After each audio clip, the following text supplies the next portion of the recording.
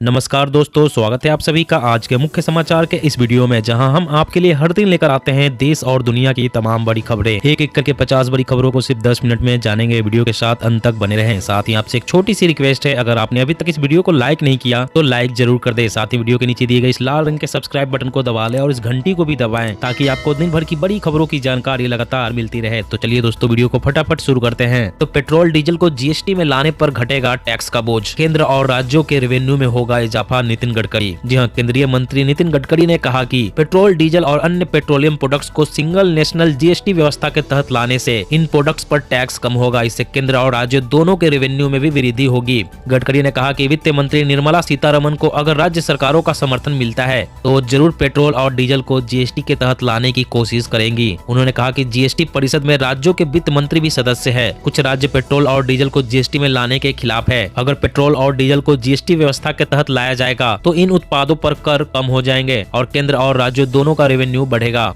और अगली बड़ी खबर की बात करें तो सावधान, कोरोना से बचाने वाले सैनिटाइजर से हो रहा है कैंसर। 44 हैंड सैनिटाइजर बेहद खतरनाक। हैंड सैनिटाइजर बेहद खतरनाक। जी हाँ, हम सभी ने कोरोना संक्रमण से बचने के लिए मास्क पहनने, हैंड सैनिटाइजर करने और उचित दूरी बनाकर रखने की आदत बना ली है। इसी बीच एक चिंता बढ़ाने वाली खबर सामने आई है। हम जिन सैनिटाइजर का इस्तेमाल करते हैं उनमें से 44 सैनिटाइजर में कैंसर का खतरा बढ़ाने वाले खतरनाक रासायनिक तत्वों का इस्तेमाल किया जा रहा है। हाल ही में एक अध्ययन में यह बात सामने आई है। दुनिया भर में सैनिटाइजर की खपत लगातार बढ़ रही है। कोरोना वायरस के प्रसार को रोकने के लिए अस्पताल से लेकर हर घरों में बड़ों से लेकर बच्चे तक सैनिटाइजर का जमकर इस्तेमाल कर रहे हैं। ऐसे में यह जानने के लिए क्या इसके लंबे समय तक उपयोग से कैंसर या त्वचा रोग का खतरा हो सकता है, हैंड सैनिटाइजर पर अध्ययन किया, जिसमें 44 से अधिक सैनिटाइजर में बेंजीन समेत कैंसर का खतरा पैदा करने वाले कई खतरनाक केमिकल मिले हैं। और अगली बड़ी खबर की बात करें तो अब रेलवे प्लेटफॉर्म पर होगी मेट्रो स्टेशन वाली ये सुविधा। जानिए क्या है इंडियन रेलवे की तैयारी। जी हाँ, राष्ट्रीय राजधानी क्षेत्र परिवहन निगम और रक्षा उत्पादन करने वाले सरकारी उपक्रम भारत इलेक्ट्रॉनिक्स लिमिटेड ने एक करार किया है, जिसके तहत रेल और मेट्रो रेल के प्लेटफॉर्मों पर यात्रियों को पटरी पर गिरने से बचाने के लिए स्वतः खुलने वाले बंद होने वाले फाटक की जालियों का विकास भारत में किया जाएगा। आत्मनिर्भर भारत योजना के तहत इसका विकास करने का निर्माण किया गया है। एक अधिकारी ने बताया कि पीएसडी अभी बाहर से मंगवाए जाते हैं। इस करार से आत्मनिर्भर भारत पहल को बढ़ावा मिलेगा। एनसीआरटीसी इस समय राष्ट्रीय राजधानी क्षेत्र में क्षेत्रीय द्रुत रेल यात्रा प्रणाली का निर्माण कर रही है। यह देश में इस तरह की पहली परियोजना है। और अगली बड़ी खबर की बात करें तो चीन से महंगे हथियार खरीदने वाले देश परेशान, अब भारत का कर रहे हैं रुख। जी हां, चीन की दोस्ती से परेशान देशों की तादाद लगातार बढ़ रही है। पिछले कुछ सालों में चीन ने अपने मित्र देशों को बड़ी तादाद में सैनिक साजो सामान बेचा है, लेकिन इनमें से ज्यादातर खराब थे या अपनी उम्र पूरी कर चुके थे। चीनी माल से ठगे गए देशों की सूची में पाकिस्तान, म्यांमार, नेपाल, बांग्लादेश जैसे पड़ोसियों को लेकर केन्या और अल्जीरिया जैसे अफ्रीकी देश भी शामिल है। इन सामानों में बख्तरबंद गाड़ियां, पनडुब्बियां, हवाई जहाज सभी कुछ शामिल है। इनकी क्वालिटी इतनी खराब थी कि इन्हें खरीदने के कुछ समय बाद ही इनमें खराबी आनी शुरू हो गई। इसलिए पाकिस्तान को छोड़कर बाकी सभी देश भारत से सैन्य साजो सामान खरीदने के लिए समझौते कर रहे हैं। इससे चीन बौखलाया हुआ है और उसे केवल पाकिस्तान का समर्थन मिल रहा है। और अगली बड़ी खबर की बात करें तो अब सड़कों पर दौड़ेगी इलेक्ट्रिक ट्रक। नितिन गडकरी ने कहा अगले साल बाजार में आने की उम्मीद। जी हां, देश का ऑटोमोबाइल सेक्टर तेजी से इलेक्ट्रिक व्हीकल सेक्टर में बदल रहा है। सड़कों पर इस समय इलेक्ट्रिक कार, स्कूटर, बाइक और बस तो दौड़ती खूब देखी जा सकती है। जल्द ही आपको इस भीड़ में इलेक्ट्रिक ट्रक भी फर्राटा भरते नजर आएंगे। नितिन गडकरी ने कहा कि इलेक्ट्रिक ट्रक को भारत में लाने पर तेजी से काम चल रहा है। उन्होंने कहा कि इलेक्ट्रिक ट्रक आने से प्रदूषण की समस्या को दूर करने में सबसे ज्यादा बल मिलेगी, साथ ही डीजल पर निर्भरता कम होगी। इलेक्ट्रिक ट्रक के अलावा नितिन गडकरी ने लिथियम आयन बैटरी के बारे में बताया कि अगले 6 महीने के अंदर भारत में लिथियम आयन बैटरी का उत्पादन शुरू हो गया है। इसके उत्पादन का काम भी अंतिम चरण में है। और अगली बड़ी खबर की बात करें तो दुनिया के देशों में मची मर्क और फाइजर की कोरोना दवा खरीदने की होड़। और वैक्सीन नहीं, टैबलेट से होगा इलाज। जी हाँ, कोरोना मरीजों के इलाज के लिए अमेरिका और ब्रिटेन में 2 नई दवाइयां आ गई है। दोनों नई एंटीवायरल दवाइयां कोरोना के गंभीर मरीजों पर ट्रायल के दौरान काफी असरदार रही है। इनमें से एक को अमेरिकी कंपनी फाइजर ने बनाया है तो दूसरी को मर्क एंड कंपनी ने बनाया है। अब इन दोनों ही दवाओं को खरीदने के लिए दुनिया के देशों में होड़ मच गई है।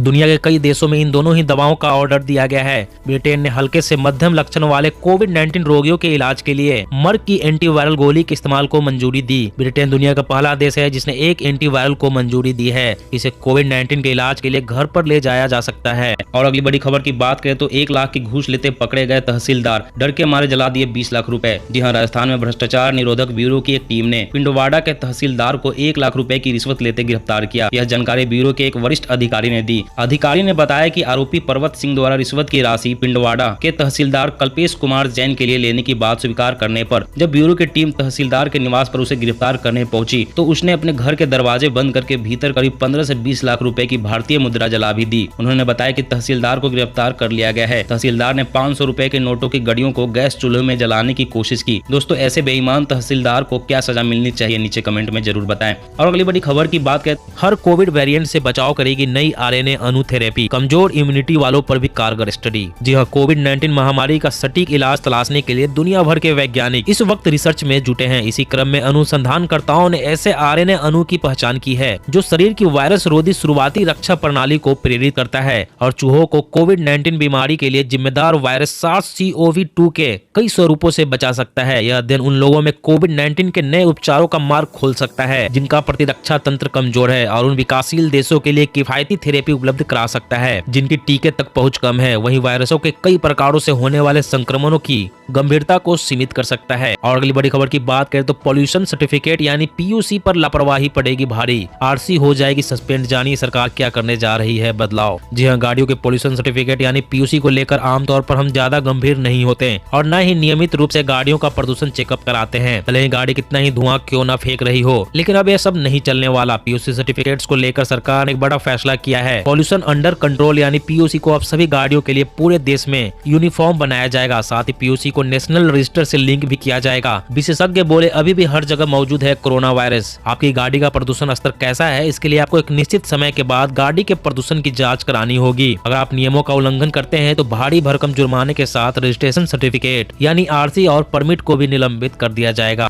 और अगली बड़ी खबर की बात करें तो आलू को भूल से भी फ्रिज में ना रखे वरना हो जाएगा कैंसर। जरूर जान ले इस काम की खबर को। जी हाँ, किचन गैजेट के रूप में देखे तो फ्रिज बेहद काम की चीज है जो खाने को स्टोर करके रखने में मदद करता है और खाने को बर्बाद होने से बचाता है। लेकिन फ्रिज का ठंडा तापमान कई तरह के हेल्थ इशू के लिए भी जिम्मेदार है। आपको जानकर हैरानी होगी कि खाने पीने की कई ऐसे चीजें हैं जिन्हें आपको भूल से भी फ्रिज में नहीं रखनी चाहिए। उन्हीं में से एक है आलू। जब आप आलू को फ्रिज में रखते हैं तो फ्रिज का ठंडा तापमान आलू में मौजूद स्टार्च को शुगर में बदल देता है। यह शुगर आगे फिर से रिएक्ट होती है और एक खतरनाक केमिकल्स में तब्दील हो जाती है जिससे कई तरह के कैंसर होने का खतरा रहता है। अमेरिकन कैंसर सोसाइटी की माने तो आलू को फ्रिज में भूल से भी न रखे बल्कि आलू को सामान्य रूम टेम्परेचर पर किसी सूखी जगह पर रखना चाहिए। और अगली बड़ी खबर की बात करें तो हर भारतीय को मिलेगा चिकित्सा बीमा। 40 करोड़ लोगों के लिए PM-JAY जैसी योजनाओं की तैयारी में है सरकार। जी हाँ, देश में चिकित्सीय बीमा की सुविधाओं से वंचित 40 करोड़ से ज्यादा की आबादी के लिए सरकार ने नया हेल्थ प्लान बनाया है। सरकार ने इसके लिए 21 बीमा कंपनियों को शॉर्टलिस्ट किया है। ये कंपनियां परिवारों को ज्यादा सब्सिडी वाला कवर पेश करेगी। प्रधानमंत्री जन आरोग्य योजना का लाभ फिलहाल करीब 50 करोड़ गरीब परिवारों को मिल रहा है। इसमें पूरे परिवार को 5 लाख रुपए का बीमा कवर मिलता है। अधिकारियों ने बताया कि कंपनियां स्वैच्छिक आधार पर 40 करोड़ अतिरिक्त लोगों को प्रधानमंत्री जन आरोग्य योजना क्लोन कवर देगी। उन्होंने कहा कि यह ग्रुप कवर्स उन परिवारों के लिए होंगे जिनके पास कोई भी चिकित्सीय बीमा नहीं है। और अगली बड़ी खबर की बात करें तो प्रदूषण पर लगाम लगाने के लिए सरकार का मेगा प्लान। इस तरह खत्म होगा गाड़ियों का धुआं। जी हाँ, हवा में फैल रहे प्रदूषण का एक बड़ा स्रोत गाड़ियों से निकलने वाला धुआं है। रिपोर्ट के मुताबिक दिल्ली में कुल प्रदूषण में गाड़ियों से निकलने वाले धुएं की हिस्सेदारी 36% है। सरकार का लक्ष्य है कि 2030 तक देश में बिकने वाले 30% वाहन इलेक्ट्रिक वाहन हो। सरकार ने प्रदूषण की समस्या का हल तलाशने के लिए एक मेगा प्लान बनाया है। इसमें इलेक्ट्रिक गाड़ियों की बिक्री बढ़ाने के साथ पेट्रोल और डीजल के विकल्पों पर ध्यान देना शुरू किया गया है। इसी के तहत देश में इलेक्ट्रिक सड़कें भी बनाई जाएंगी। इसका मकसद एक तरफ प्रदूषण को खत्म करना है तो दूसरी तरफ इलेक्ट्रिक गाड़ियों को प्रोत्साहित करना है। इन सड़कों के बनने से प्रदूषण के स्तर में भी कमी लाई जा सकेगी तो गाड़ियां भी सड़कों पर चार्ज हो जाएंगी। और अगली बड़ी खबर की बात करें तो बढ़ते वायु प्रदूषण से निमोनिया का शिकार हो रहे हैं लोग। N95 मास्क लगाने की सलाह दे रहे हैं डॉक्टर। जी हाँ, दिल्ली NCR समेत आसपास के कई राज्यों में वायु प्रदूषण का स्तर काफी बढ़ा हुआ है। प्रदूषित हवा में सांस लेने से लोगों को कई तरह की परेशानियां हो रही है। अस्पतालों की OPD में सांस की बीमारियों के मरीजों की संख्या 30% तक बढ़ गई है। लोगों को लगातार खांसी आना, सांस फूलने के साथ साथ अब निमोनिया का शिकायत भी हो रही है। ऐसे मरीजों को अस्पताल में भर्ती कराने की जरूरत पड़ रही है। डॉक्टरों ने बताया कि बढ़ते प्रदूषण से बचाव के लिए जरूरी है कि लोग N95 मास्क लगाएं और सुबह व शाम के दौरान सैर पर ना निकलें। और अगली बड़ी खबर की बात करें तो महंगाई की मार, 1 किलो पर 20 रुपए तक बढ़ गए प्याज और टमाटर के भाव। डीजल की रेट ने बढ़ाई मुसीबत। जी हाँ, दिल्ली के मंडियों में टमाटर और प्याज के भाव में बड़ी तेजी देखी जा रही है। इसकी वजह बाहर से दिल्ली आने वाली सप्लाई पर पड़े असर को माना जा रहा है। कर्नाटक और महाराष्ट्र से दिल्ली में टमाटर और प्याज की सप्लाई होती है, लेकिन वहाँ भारी बारिश के चलते सब्जियों की सप्लाई बड़े स्तर पर प्रभावित हुई है। इसके अलावा डीजल की बढ़ती महंगाई ने भी सब्जियों के दाम बढ़ा दिए हैं। व्यापारियों के मुताबिक होलसेल और खुदरा कीमतों में बड़ा अंतर देखा जा रहा है। टमाटर और प्याज के अलावा बाकी सब्जियों के भाव भी तेजी से बढ़ रहे हैं। सब्जी के व्यापारियों का मानना है कि कर्नाटक और महाराष्ट्र में अगर हालात नहीं सुधरे तो सब्जियों के भाव में जल्द कोई गिरावट देखने को नहीं मिलेगी। दोस्तों, आज की खबरों में बस इतना। इतना ही। इसी तरह हर रोज काम की खबरें जानने के लिए आप हमेशा हमारे साथ जुड़े रहें। हमारे साथ जुड़ने के लिए वीडियो के नीचे दिए गए इस लाल रंग के सब्सक्राइब बटन को दबा लें और साथ इस घंटी को भी दबाएं ताकि आपको हर खबर की सटीक जानकारी मिल सके। जय हिंद, जय भारत।